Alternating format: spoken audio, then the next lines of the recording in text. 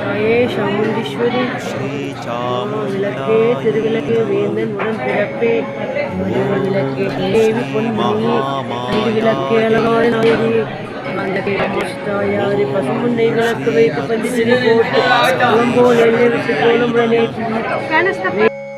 ஓம் ஸ்ரீ வித்யாவேத்ய மகிமாயை நமः. ஓம் ஸ்ரீ சக்ரபுரவாசின்யை நமः. ஓம் ஸ்ரீகண்டதயிதாயை நமः. ஓம் கௌர்யை நமः. ஓம் गिरिजायै नमः. ॐ भुवनेश्वर्यै नमः.